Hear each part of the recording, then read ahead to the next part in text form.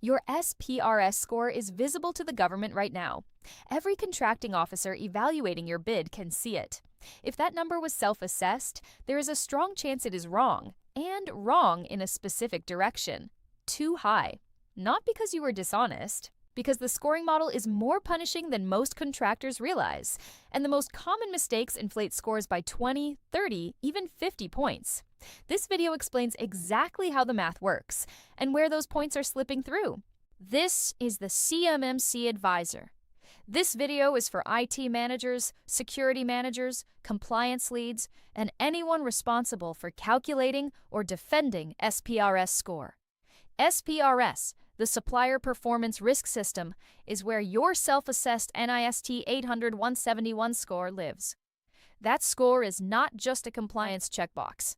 It is a live, procurement-visible number that affects contract eligibility under DFARS Clause 252-204-7012 and the emerging CMMC framework.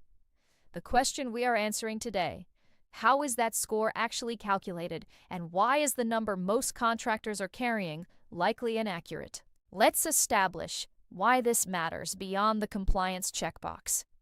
Under DFARS 252.204.7012, defense contractors handling Controlled Unclassified Information, CUI, are required to implement the 110 security practices in NIST Special Publication 800-171. Since November 2020, contractors have been required to enter SPRS score, representing their current level of implementation. That score is based on a methodology published by the DoD, the NIST 800-171 DoD Assessment Methodology. The methodology starts every organization at a maximum score of 110. Points are deducted for every practice that is not fully implemented. The floor is -103. Yes, negative. A perfect score means all 110 practices are fully in place, with no gaps. Most contractors are nowhere near that. Here is what is at stake. Contracting officers can view your SPRS score during source selection. A score that is artificially high, one that does not reflect your actual security posture, creates legal exposure under the False Claims Act. The Department of Justice has already pursued cases where inflated SPRS scores were treated as fraudulent representations. And when CMMC third-party assessments begin in earnest, an assessor arriving at your facility will be comparing what they find to the score you submitted. If those numbers do not reconcile, that is a significant problem. Get the score right. Now let's get into the mechanics. The DoD Assessment Methodology assigns a point value to each of the 110 practices in NIST 800-171. Not all practices are weighted equally. Higher risk practices carry higher deductions. Deductions range from 1 point to 5 points per practice, depending on the practice's risk weight in the methodology. When a practice is not implemented, you deduct its full point value. When a practice is partially implemented, meaning you have something in place, but it does not fully satisfy the requirement, you deduct its full point value anyway. That is a critical and widely misunderstood rule. Partial implementation is scored as zero implementation. There is no partial credit in this model. So let's walk through the control families and where deductions are largest. The 110 practices are organized across 14 control families in NIST 800-171. Families like Access Control, that is the AC family, contain 22 practices. Configuration Management, the CM family, contains 9. Incident Response, IR, contains 3. Each family has a different aggregate point exposure. The families with the highest combined point deduction risk are generally Access Control, Configuration Management, Identification and Authentication, IA, and System and Communications Protection, SC. These families contain practices that assessors scrutinize heavily, and they are also the families where implementation gaps are most common. Let's look at how a score actually degrades. Suppose your organization has access control gaps. You have not fully implemented multi-factor authentication for privileged accounts. That is practice 3.5.3. You have not enforced least privilege separation. That is practice 3.1.6. And your remote access sessions are not being controlled through a managed access point. That is related to practices in March 1st 12 and March 1st 13. Across just those few gaps in one family, you could be looking at deductions of 10 to 15 points or more, depending on point weights in the current methodology version.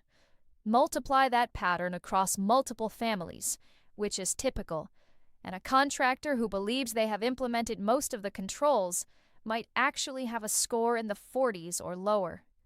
Now, let's talk about the plan of action. The NIST 800-171 DoD Assessment Methodology allows you to document practices that are not yet implemented in a plan of action and milestones, commonly called a POAM. Those practices still receive their full deduction in the SPRS score. The POAM documents your intent and timeline to remediate, but it does not improve your score until the practice is fully implemented. Your SPRS submission should always reflect your current implementation state, not your plan state. And your System Security Plan, the SSP, must document what you have actually implemented for every practice you are claiming as complete. This is where most self-assessments break down. Let's go through the patterns. The first mistake is treating partial implementation as full implementation.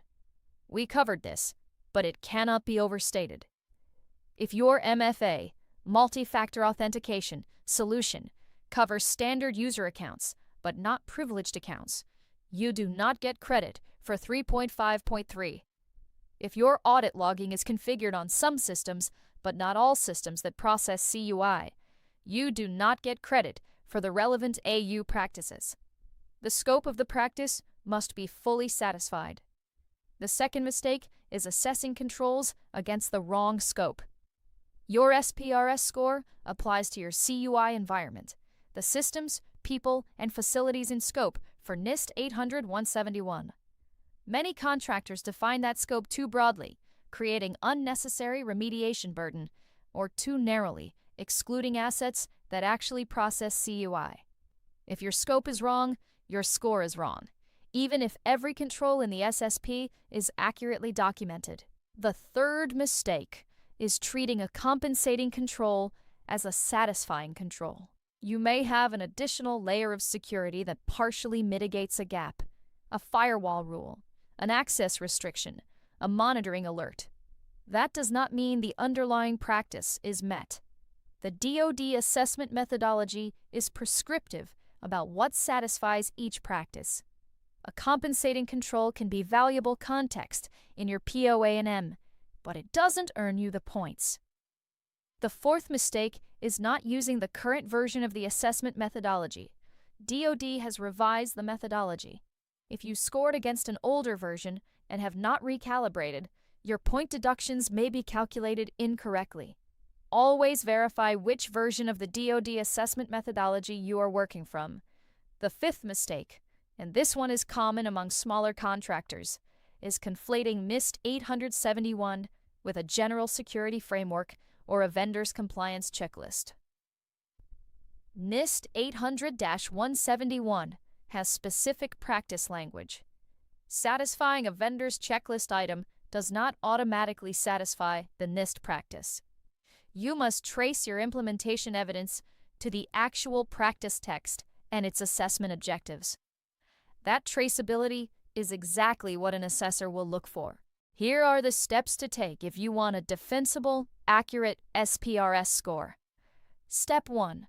Pull the current DoD Assessment Methodology document from the official DoD CIO website. Verify the version you are working from and confirm it reflects the current release. This is your scoring rulebook. Everything else follows from it. Step 2. Map all 110 practices to your current implementation state. For each practice, determine fully implemented, partially implemented, or not implemented. Remember, partial counts as not implemented for scoring.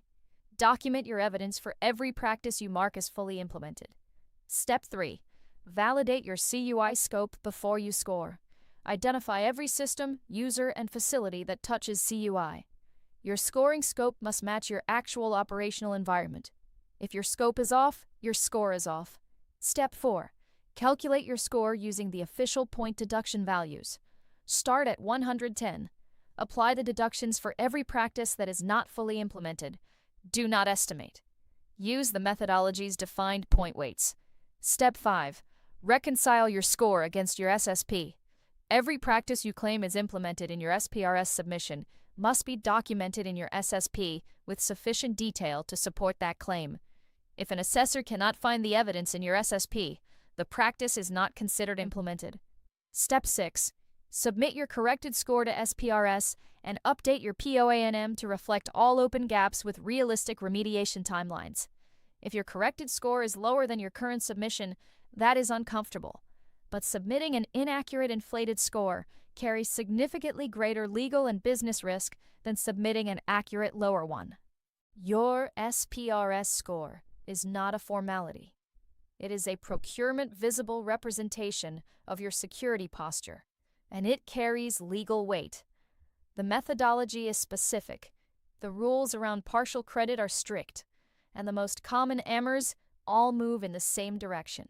Scores that are higher than reality. If you want to work through this accurately, we have built a scoring worksheet to help.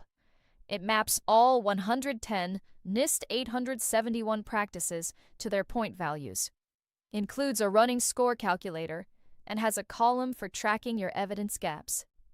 Drop SPRS in the comments and we will send it your way. The link is also in the description. Either way works. SPRS in the comments. One more thing. CMMC requirements and the DoD Assessment Methodology evolve. Verify the specifics in this video against current official guidance from the DoD CIO and the CMMC accreditation body before you act on them.